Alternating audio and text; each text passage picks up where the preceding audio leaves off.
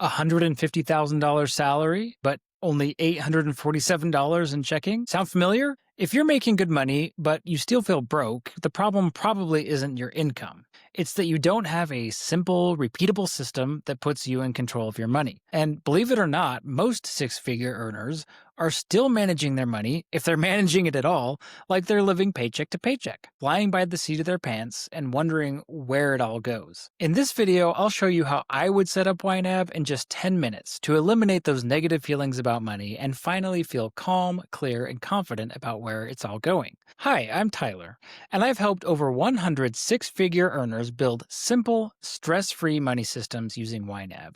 And in this video, I'll walk you through exactly how I'd set it up if I were starting from scratch. Fast, clear, and built for people who don't have time to babysit a budget. Here's what makes YNAB different and why I like it so much. You see, it's not just another budgeting app, it's a method that helps you make decisions in real time with the money that you have right now. So to make your system, we only need two pieces of information. How much money do you have right now? And what do you want that money to do between now and the next time you get paid? Once you know those two things, you have everything you need to build a system that gives you clarity, confidence, and control with no forecasting, no guesswork, and no stress. So let's jump in. Okay, quick pro tip before we dive in. If you've just signed up for YNAB for the first time, you'll want to use this URL right here to skip the native onboarding tutorial. It'll drop you right into this list of plans that are available in your account, which is exactly what we want for setting up your new plan. Okay, I said I would start from scratch, so I'm going to do just that by clicking Create New Plan and giving it a name. Now, I said we needed to know two pieces of information, and the first piece of information that we need to know is how much money do you have right now.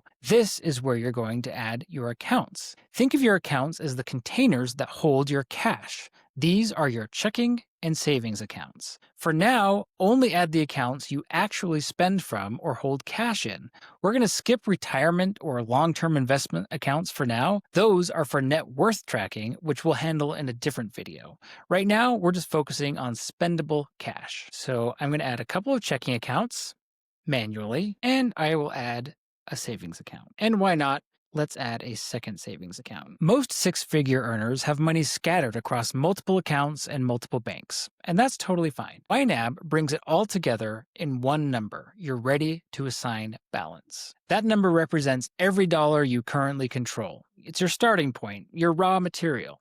And once those accounts are connected or entered manually, as I've just done now, you'll see that total number appear at the top of YNAB. Now we can move to the second question. What do you want that money to do between now and the next time you get paid? And this is where we're going to create your category structure. Your categories are the framework that organizes your spending. And here's where most people mess this up. They start stressing about capturing every possible expense, trying to build the perfect plan from day one. Please don't overthink this. The goal here is not perfection, it's just getting clarity. Your categories will evolve over time, and as time goes on, they will become more and more custom to your unique life and your unique desires and priorities. What matters right now is to get some basic categories in place that reflect your life. For high earners especially, this is not about restriction. It's about alignment. You've got multiple accounts, variable expenses, bonuses, travel, maybe even business income. Without a clear system, it all kind of just blurs together. YNAB is going to bring it back into focus for you. You're going to give every dollar a job, and suddenly you're going to be able to see exactly what you want your money to be doing,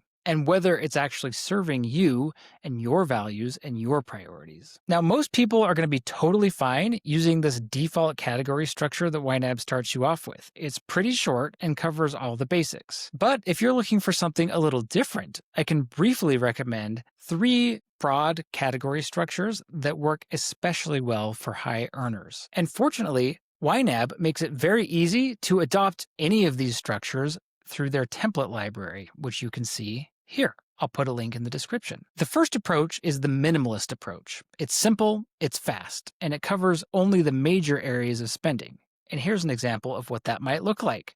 Look, food, needs, wants, travel, emergency, savings. Now, this works really well if you want to spend less time managing your plan and more time living your life. If that's you, start here. The next kind of category structure is one that I like to call the domain-based structure. This organizes categories around areas of responsibility like home ownership, car ownership, raising kids, pets, travel, health, and so on. This gives you a clear picture of where your money goes and what areas take the most attention in your life. Personally, this is the kind of category structure that I like to use, right now at least, in my plan, because I like to look back and be able to see at a glance how much money I've been spending across these major areas or domains of my life. And finally, there's a values-based structure, and I think this one is really cool. Instead of grouping by broad categories or specific domains, you're grouping spending by what matters the most to you. Things like joy, relationships, health, home, or spiritual growth. This kind of category structure directly connects your money with your values, which is really powerful for six-figure earners who want to feel intentional about their choices. Each of these structure types has its strengths. Minimalist is simple and fast. Domain-based adds structure and contexts and maybe provides richer reporting if that's something that you're interested in. And values-based structure adds meaning and motivation. For right now, just pick the one that feels the most natural to you, even if it's the default set of categories that come in YNAB out of the box. For the purposes of this demonstration, I'm just going to use the default categories, but if you want to try out one of the templates from YNAB's template library, just click the button Use this template in YNAB, and choose which plan to open it in, and select which of the categories you want to include, and hit Import Categories. But for now, I'm just going to cancel that. And of course, YNAB makes it extremely easy to add as many categories as you want. Just click the plus button to create a new category within a group, or add a new category group, and populate it with its own categories to your heart's content. Emojis are optional. Okay, now that we know how much money you have right now, and we know what you want it to do based on the categories that you've put together, we finally have all the information we need to start giving every dollar a job. Regardless of which category structure you choose, the process from here is exactly the same. You'll start by fully funding the categories you'll spend from first, and move chronologically from now into the future. That way, your plan mirrors real life, covering what's next before worrying about what's further down the road. To help with that, YNAB gives you a simple set of 5 questions to ask yourself as you're giving every dollar a job. These 5 questions are how you actually practice giving every dollar a job. You'll move between them as your life changes, but together they keep you grounded and confident no matter how complex your financial situation is. And please pay special attention to these questions, because this next part is what separates six-figure earners who feel broke from those who feel rich. And it has nothing to do with how much you make. Okay, let's walk through the 5 questions. And as we do, we'll fill out our plan. By the way, you can find these questions on YNAB's website at ynab.com/YNABmethod. So the first question is, what does this money need to do before I'm paid again? I'm recording this video towards the end of the month, so most of my bills for the current month have already been paid. That said, I won't get paid again for another 2 weeks. So let's answer this question now. As I said, all my bills for the current month are already paid, so I won't need to fund any of those. However, I may go grocery shopping again. I probably need to fill up my car with gas. I may go out to eat and go to a movie or a show with some friends. And that covers the rest of this month. But is there anything else my money needs to do between now and the time I get paid again? Yes, actually.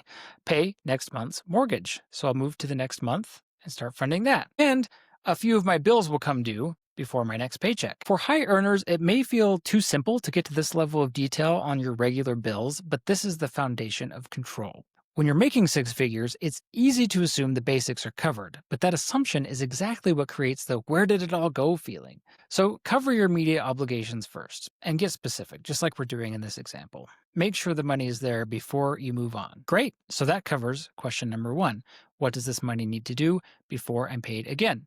Let's move on to question 2. What larger, less frequent spending do I need to prepare for? This is non-monthly expenses like car repairs and holiday shopping. High earners often have more of these than they realize. Annual memberships, property taxes, HOA fees, that vacation you take every summer, and so on and so forth. When you start to fund them monthly instead of scrambling when they're due, you eliminate financial stress and decision fatigue.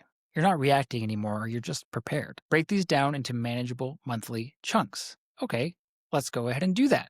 I have a category here for transportation, but I probably need one for car repairs. I don't know when I'll need that money or how much it will be, but I will definitely need it at some point. I can start to prepare for it now. Same with holiday gift spending. And finally, let's do a car insurance premium. You can go through your own recent statements to identify these types of larger, less frequent expenses, or you can add them to your plan as they come up. And after about a year of doing this, you'll have all your bases covered really well. Question number 3. What can I set aside for next month's spending? Great. Well, because the current month is already over and we wanted to cover everything that I needed to pay for before my next paycheck, we've already started to fund next month a little bit with those bills. But we can take it even further and completely fund that month because we have plenty of money left and ready to assign. So I'll look at my available column in November and see if there's anything that I see missing. Well, I might want to go to another movie next month. I'm definitely going to need more groceries next month, and I'll probably dine out as well.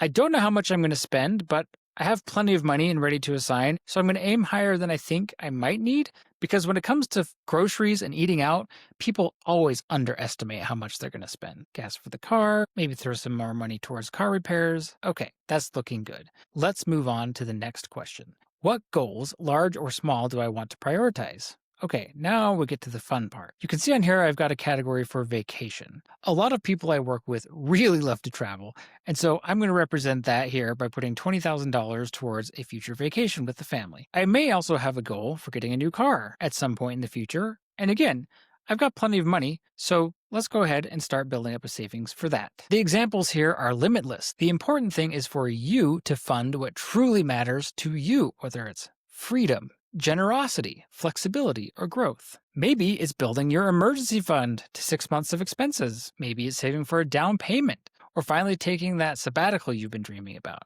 Maybe it's being able to say yes when someone you love needs help without checking your bank account first. This is where your money becomes more than just a number in a spreadsheet. It becomes your tool for building the life you actually want. Okay, finally, question number 5.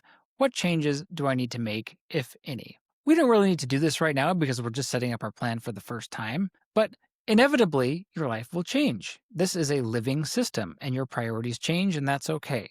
You can move money around without guilt. Adjusting means you're paying attention. Life is going to happen. The car is going to break down. You're going to get invited to a wedding. Your priorities are going to shift. And YNAB lets you adapt in real time without blowing up your entire plan. You can simply move money from your emergency fund to stuff I forgot to plan for. Or you can move money from car repairs to putting it towards that new car. It's easy. You're not failing when you move money between categories. You're making intentional choices based on what matters most to you right now. If you only remember one thing from this entire video, make it this. These 5 questions are what make YNAB different. They're about staying present and intentional with your money. And once you start using them, you stop worrying about doing YNAB right, whatever that means, and start feeling like your money finally fits your real life. And no matter what order we answer these questions in or how many categories we have in our plan, the goal is to get this money ready to assign down to 0. For the sake of time, I'm going to assign the rest of this money to my emergency fund and call it a day. I can always change my mind later. And that's it. Every dollar now has a job. You've got a solid foundation in place. Your accounts are added, your categories are structured, and your money has clear purpose and direction. If you've been following along, you just built a complete YNAB setup in a matter of minutes. And more importantly, you now have a system that puts you in control of your money. Even if you stopped right here and did nothing else, you would already feel calmer, more confident, and more aware of where your money is actually going. That's pretty awesome. Now, here's what's next. If this system looked interesting to you, hit that subscribe button. I'm releasing a new YNAB video every week, and next week I'll show you how to maintain this system in just 5 minutes per week, so you keep all the benefits without adding another chore to your life. Then we'll dive into YNAB's advanced features, things like funding targets, and auto-assign, features that make your system even more automated and effortless. And of course, we'll tackle one of the biggest questions high earners have, which is how to use credit cards in YNAB like a true pro. Drop a comment below right now. What's your biggest money stress as a high earner? Is it the scattered accounts, the variable income, not knowing where it all goes? Let me know. I read every comment, and your answer might become my next video. But for now, your setup is Done. Every dollar has a job, your system is clear, and you're officially in the driver's seat of your financial life. Thanks for watching, and I'll see you in the next one.